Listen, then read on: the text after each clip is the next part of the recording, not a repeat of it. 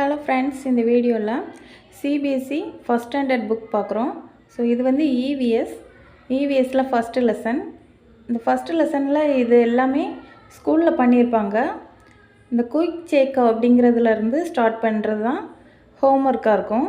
So இந்த பேஜில் இருந்து வீட்டில் வந்து பண்ண சொல்லி கொடுத்துருப்பாங்க.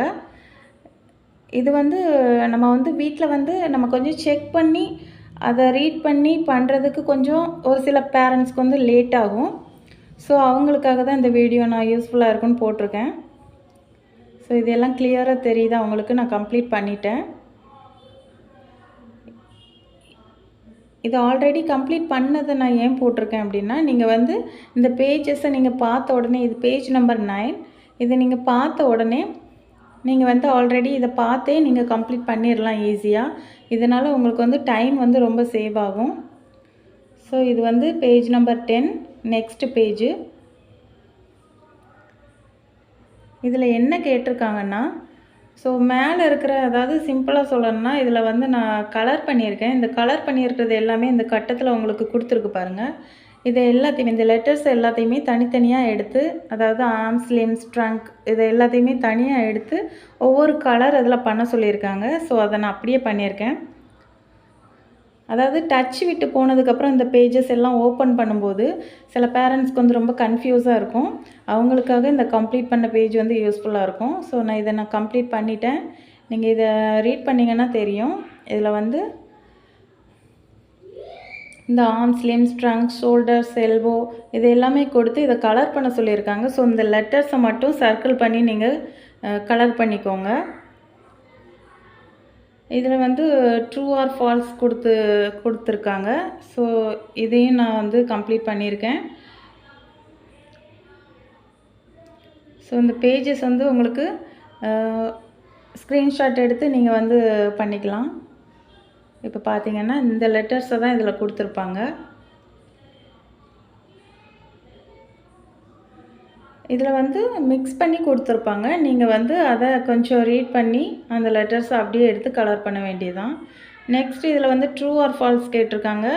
இதை நான் வந்து ட்ரூ ஆர் ஃபால்ஸ்னு இதில் கம்ப்ளீட் பண்ணியிருக்கேன். இதை நீங்கள் வந்து பார்த்தே எழுதிக்கலாம். உங்களுக்கு டைம் இருக்குது, நீங்கள் ரீட் பண்ணி எல்லாம் நான் செக் பண்ணி பண்ணிக்கிறேன் அப்படின்னா நீங்கள் பண்ணிக்கலாம். பட் வந்து கொஞ்சம் கன்ஃபியூஸாக இருக்கும் சில பேருக்கு. அவங்க வந்து இந்த மாதிரி இதை பார்த்து பண்ணிக்கலாம். ஸோ இது வந்து ஒர்க் ஷீட் பேஜ் நம்பர் 12. இதில் பார்த்தீங்கன்னா இந்த நம்பர்ஸ் கொடுத்துருப்பாங்க. நம்பர்ஸ்க்கு மேலே லெட்டர்ஸ் கொடுத்துருப்பாங்க. அதே மாதிரி இந்த கொஸ்டினுக்கு கீழேயும் நம்பர்ஸ் கொடுத்துருப்பாங்க. ஸோ அந்த நம்பர்ஸ் தான் ஆன்சர். இந்த நம்பருக்கு மேலே என்னென்ன லெட்டர்ஸ் இருக்குதோ அதை நம்ம அப்படியே எடுத்து எழுதணும். இதுதான் இதோட ஆன்சர். 1 2 2 1 5ன்னு போட்டிருக்கு. இதுக்கு மேலே 1க்கு மேலே T அப்படின்னு வந்திருக்குதா, அப்போ T போடுங்க. 2 அதுக்கு மேலே என்ன லெட்டர்ஸ் வந்திருக்கு, E. ஸோ E போடுங்க. மறுபடியும் 2 வந்திருக்கு, E போடுங்க. அப்படி ஒவ்வொரு லெட்டர்ஸில் உள்ள அதுக்கு மேலே உள்ள நம்பர்ஸை மட்டும் எடுத்து எழுதுறது தான் இது வந்து ஒர்க் ஷீட் கம்ப்ளீட் பண்ணுற வேலை. ஓகேங்களா? நான் ஆல்ரெடி கம்ப்ளீட் பண்ணிட்டேன். ஸோ இதை பார்த்து நீங்கள் அப்படியே எழுதிக்கோங்க, உங்களுக்கு ஈஸியாக இருக்கும். Next page number 13, fill in the blanks கொடுத்துருக்காங்க. ஸோ இதையும் கம்ப்ளீட் பண்ணியிருக்கேன். இதையும் நீங்கள் வந்து பார்த்து எழுதிக்கலாம். நீங்கள் வந்து உங்களுக்கு பார்த்து எழுதுறதுக்கு உங்களுக்கு வந்து லேட் ஆகுது, அதாவது வீடியோஸ் ரொம்ப நேரம் ரன் ஆகிற மாதிரி இருக்குது அப்படின்னு நீங்கள் நினச்சிங்கன்னா, இல்லை கிளியராக தெரிலன்னு நினச்சிங்கன்னா நீங்கள் ஒரு ஸ்க்ரீன்ஷாட் எடுத்துக்கோங்க. எடுத்து அதை அப்படியே எழுதிக்கோங்க. இது பேஜ் நம்பர் 13. இதில் ஐ ஹேவ் ஒன் ஹெட் அப்படி கொடுத்துருக்காங்க. ஸோ இதில் வந்து ஒரு ஹெட்டு இருக்குது. ஸோ அதை நம்ம அப்படியே அந்த பிக்சரை பார்த்து எழுதுறது தான் இருக்கும். ஸோ நெக்ஸ்ட்டு திங்க் ஷீட்டு, இது வந்து பேஜ் நம்பர் 14. இதையும் நான் கம்ப்ளீட் பண்ணியிருக்கேன். Look at the pictures and label, அதாவது இதில் உள்ள கொஸ்டினை பார்த்தீங்கன்னா இதில் இந்த பிக்சருக்கு கீழே அதை அந்த ஐடென்டிஃபிகே எழுதணும், அவ்வளோதான். ஸோ இது child, adult, boy, old man எல்லாம் எழுதியிருக்கேன். ஸோ இதில் next fill in the blanks with correct words, அது வந்து அந்த கரெக்டான வேர்டை எழுத சொல்லியிருக்காங்க அந்த கொஸ்டின் கொடுத்து. ஸோ அதையும் நான் கம்ப்ளீட் பண்ணியிருக்கேன். உங்களுக்கு வந்து எக்ஸ்பிளைன் பண்ணால் லேட் ஆகும். ஸோ நீங்கள் இதை எப்படியே பார்த்து நீங்கள் அப்படியே எழுதிட்டிங்கன்னா உங்களுக்கு முடிஞ்சிரும் வேலை. இதில் வந்து 1 2 மெனி அப்படின்னு போட்டிருக்கு. நம்ம பாடியில் எது ஒரு ஒன்றுன்னா, அதாவது நோஸ் ஒன்று, நெக் ஒன்று, அது வந்து நமக்கு 1 எது இருக்கோ அதை போடுறது தான். 2 எது இருக்கோ 2.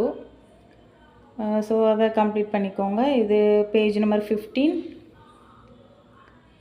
இதுவும் அதே தான்.